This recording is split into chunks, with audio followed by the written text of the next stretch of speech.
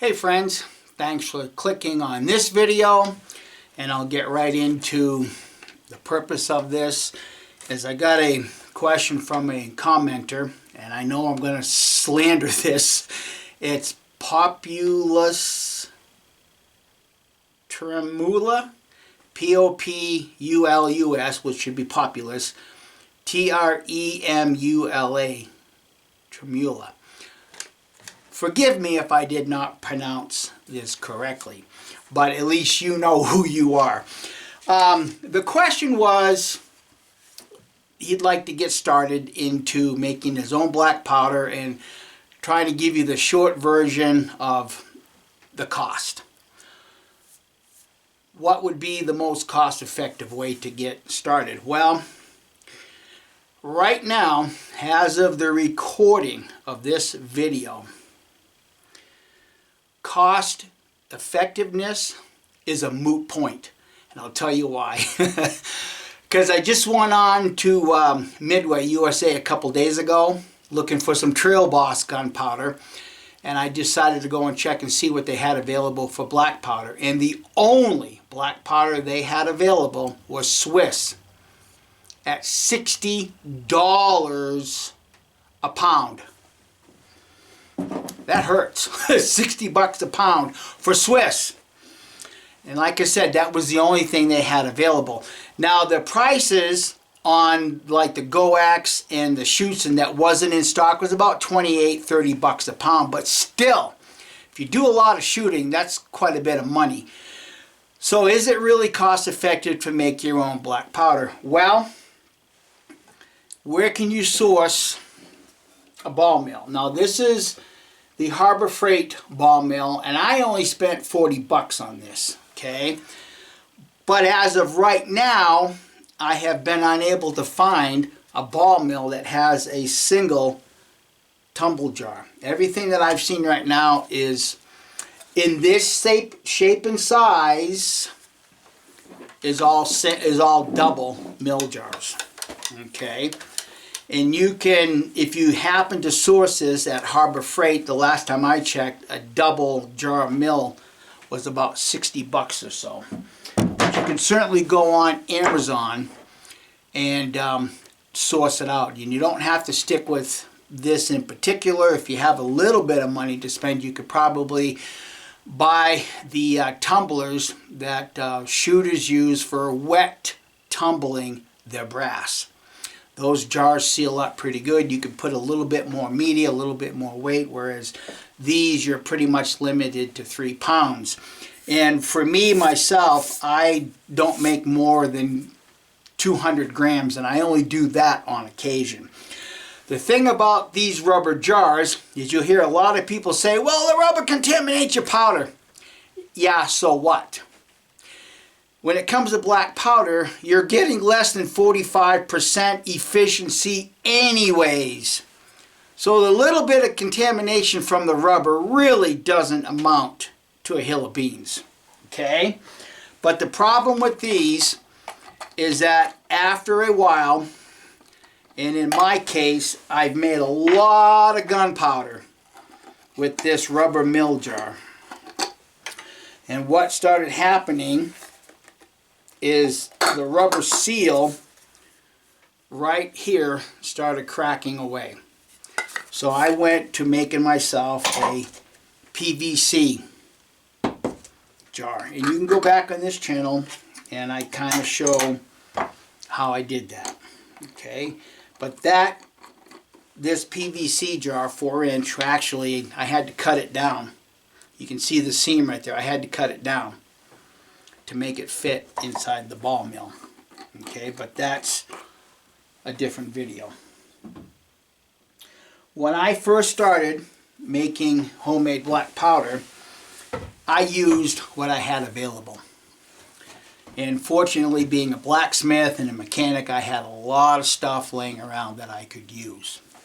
When I first started, I started making 2-inch pucks.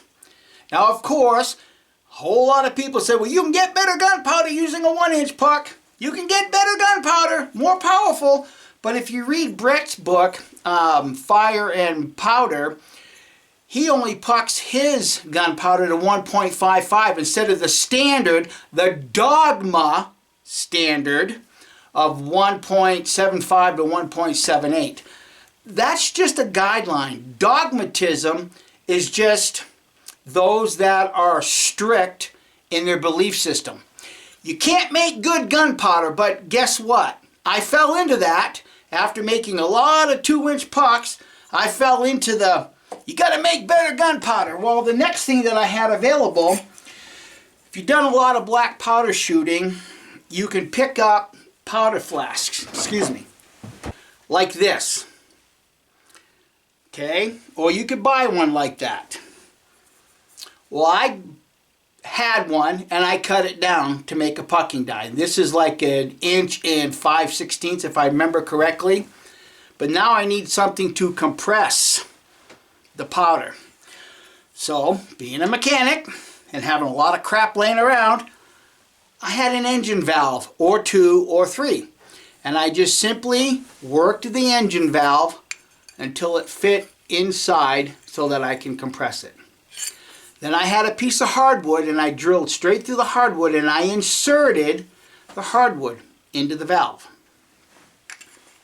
Now, somebody on YouTube at that time said, well, you can use the vise. Just, open up the vise and you could use the vise. You could certainly do that. But you know what happened to me? I blew the back of my vise off. So now the vise is junk. Well, I did weld it back together, but still, don't go that route because you risk destroying your vise. The next option is cabinet clamps. Okay, and I've demonstrated on this channel way back then how you could use one of these to compress your gunpowder to make pucks. Okay, if you don't have one of those available, you can probably purchase a larger C-clamp. And I will tell you, you can get a lot more pressure with these type of clamps than you can the cabinet clamps, because you can actually put a little bit of a cheater pipe on this and get it a little bit more.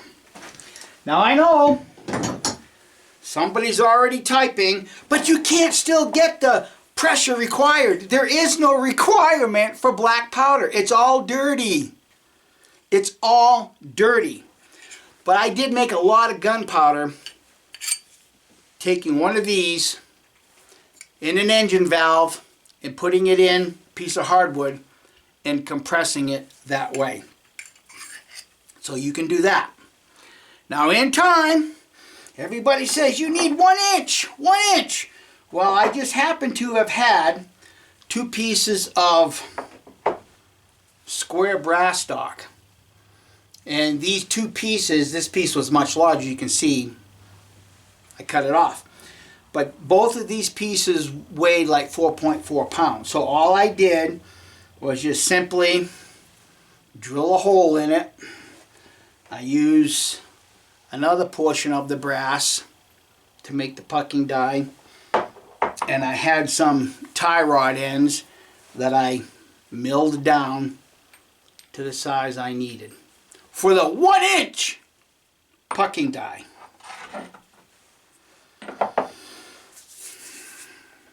I subsequently did a lot of testing through my chronograph between the 2 inch, the 1 inch and 5/16, and this 1 inch. And on average, I only gained 20 feet per second over the 2 inch pucking die.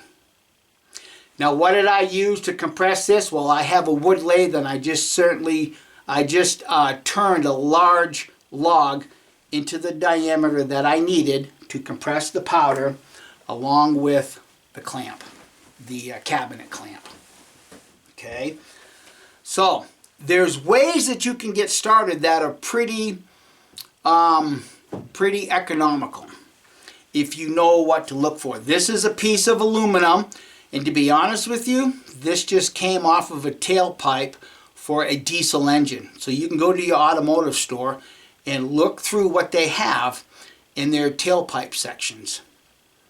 Okay, and you can get a 2-inch, and you can probably find one even smaller. But this is for a diesel engine, okay? Then, of course, once you get your puck made, you have to go through and break them up. And I know some people are going to cringe.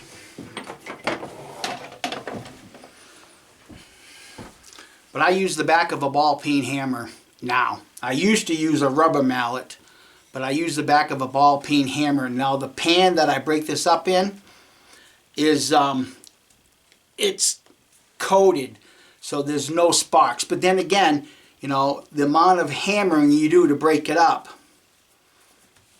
it's not going to cause a spark as far as I'm concerned. But you do you, and I'll do me. If this makes you real uneasy, then you can certainly use a wooden hammer. You can certainly use a plastic hammer.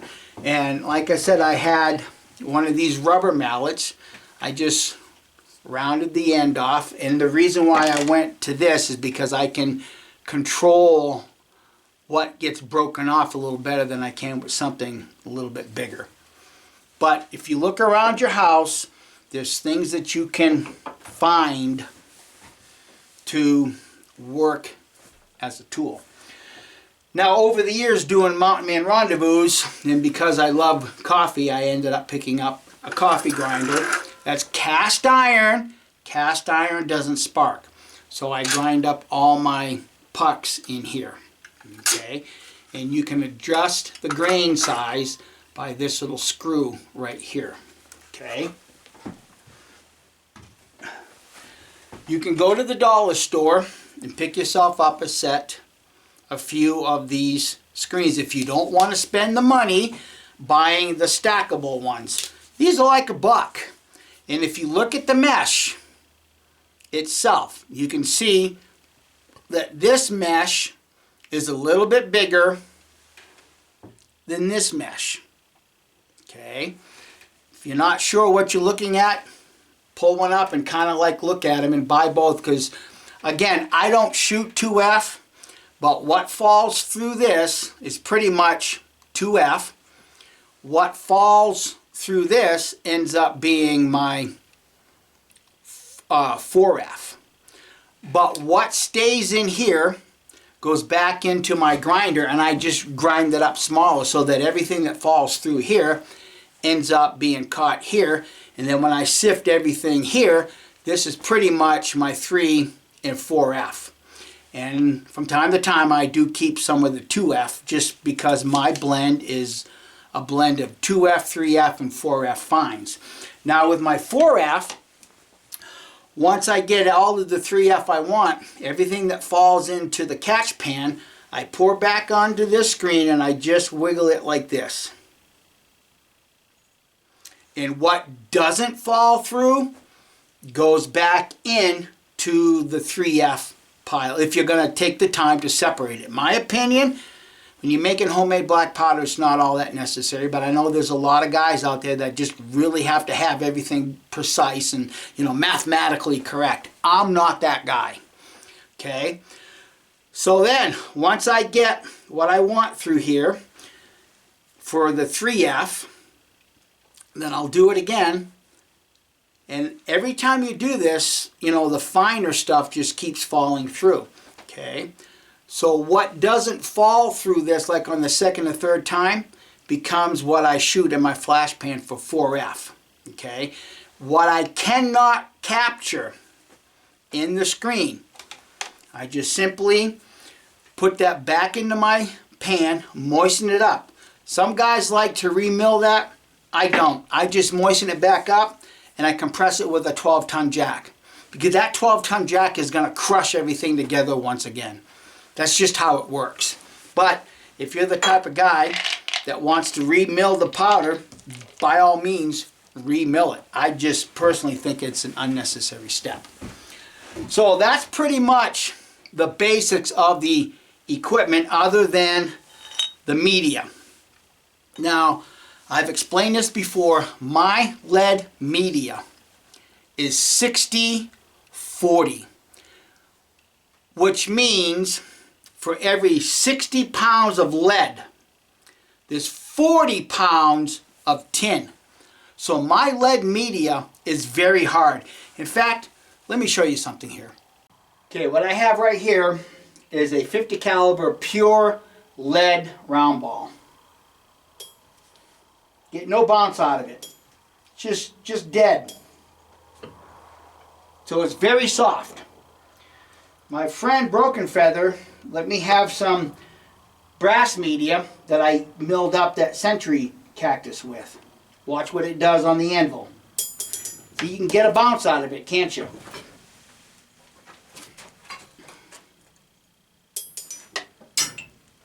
Let me get that. So you can see the brass has a little bit of bounce to it. Now here's my 60-40 lead to tin ratio. Watch what it does. See, that's also got a bounce to it. That shows you how hard my media is. Okay, if you don't have any 60-40 lead tin ratio material available, you can certainly use something that's got some tin in it. Range lead on the BHN scale, the Benelli hardness scale, has got a hardness of 11 to 12. But if you can get a hold of some Lyman number 2 alloy, that has a hardness of 14 to 15. Okay, so if you look around, you can certainly find some lead that has a lot of tin in it. But you have to know what the scale is, and you have to really know what you're looking for. Obviously, the quickest and easiest option is brass. Now, there's a lot of thoughts out there. Brass is cleaner, brass is cleaner. Well, I'm going to be doing a video on that soon. But let me just do something real quick on a clean piece of paper. I'm going to take the pure lead and I'm going to scratch with it. Then I'm going to take the brass and do the same thing. Then I'm going to take my 60-40 tin lead and do the same thing.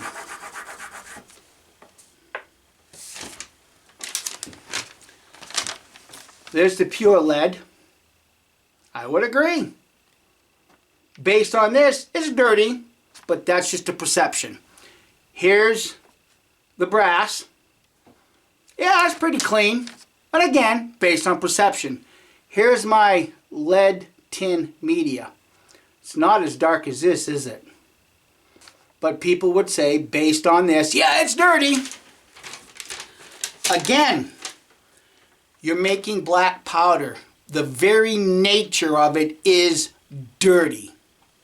So no matter if you choose to mill with brass or a hardened lead, you're still producing dirty, burning black powder.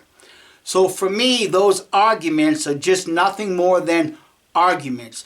That does not mean anything, because if you mill with brass, are you going to get better than 45% efficiency? No, you ain't, because the nature of it is dirty. Same thing with the 60-40. I'm never going to get better than 43% to 45% efficiency. See, a lot of that has to do with your sources of charcoal. And then that's, for me, where the rubber meets the pavement. It's not in the pucking. It's not in, using the cleanest of the cleanest media. It has to do with the charcoal, because when you have your potassium nitrate, that is set. When you have your sulfur, that is set. The only difference is in your charcoal sources. Because not every charcoal is capable of producing the gases like what buckthorn alder does in a set measured amount, or the Pacific willow. Okay, So what you're really looking for in your charcoal source is to be able to find something that not only burns a little cleaner, but also produces a lot of gas in a prescribed burn. Osage orange, I have discovered, does better with a blend. And right now I'm in the process of putting together another experiment, aspen in Osage.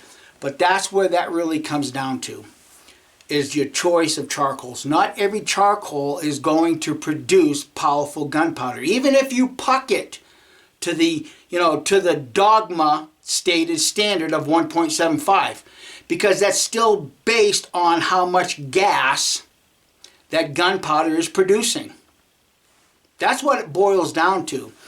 So buying your chemicals, you can go on Amazon. I showed the other day Outlaw X. You can certainly get your sulfur there also. But when it comes to the charcoal, you can make that yourself. And there is a little bit of a technique in making charcoal. You can go back onto this channel. Others demonstrate it too. One of the things about the charcoal is you don't want to cook it at a very high temperature very fast. Keep your temperatures around 650, 700 degrees. You can put it in a barbecue grill. They call, I forget what they call that type of setup. You can put it in a barbecue grill, set it up to 500, 600 degrees and let it do its thing. I just put mine on a turkey fryer and I just watch the smoke that comes off, and I have a temperature gauge, so when I turn it over, I immediately hit that with a temperature gauge, and it's always right at about 600 degrees. So that's where I keep my temperature. Okay, and you can check that by the minute you turn it over with one of those temperature gauges and read that immediately. And mine pretty much stays at about 600. And I do tumble my can. Obviously, I use welding gloves to be able to move the can. But like every 10-15 minutes, I'll just turn the can around. So I babysit it. I just don't leave it. I babysit it so that I can get this can turned around and try to get as even of a burn that I can. So that's pretty much the short of it. Once again, you can go back on this channel and I've demonstrated everything, how to do this. I mean, even what, 4 or 5 years ago now, I even demonstrated how I was making gunpowder with this and my cabinet clamps. I made shootable gunpowder. At that time, I didn't know what my feet per second was, just simply because I didn't have a chronograph. Then I got curious about it, and I thought, oh well, I'll see what it's doing. And now I have a good general idea what my gunpowder is doing, because some of the gunpowder that when I first bought this chronograph, like with my willow and my early use of juniper, I made it with this. And I tested it. And all I got was about 20 feet per second difference. Big deal. If you think that 20 feet per second really means anything, then I beg you to stand in front of my muzzleloader at 50 yards and let a shot go. You're not going to do it. So a lot of the stuff that you're going to hear doing this is just dogma. They forget the data. So I know you asked for something short, but there's really a little bit more entailed with this. But the biggest thing, if you're just getting started and you're looking to save some money, and you happen to have a couple of these and you don't mind repurposing one, if you can get yourself an engine valve, you can grind the engine valve to fit the inside of here, and this can be your puck and die. If you don't want to invest into a 12-ton jack right now, which is certainly more than enough to compress your gunpowder, you can use either a, well, I would recommend a C-clamp. Once again, let me show you. Just simply because you can get more pressure with this and a little bit of a cheater pipe as opposed to just your hand strength. Okay? So I would recommend getting a C-clamp. And probably the other thing you might want to invest in is a little scale. I bought mine off Amazon for like 19 bucks. So there is a little bit of investment, but As I mentioned earlier, Swiss right now is 60 bucks a pound. So I think you can figure out yourself where the cost effectiveness truly is. Okay, so thanks for watching, and I hope this answers your question, and good luck in your endeavor, and let me know how it goes for you. Bye.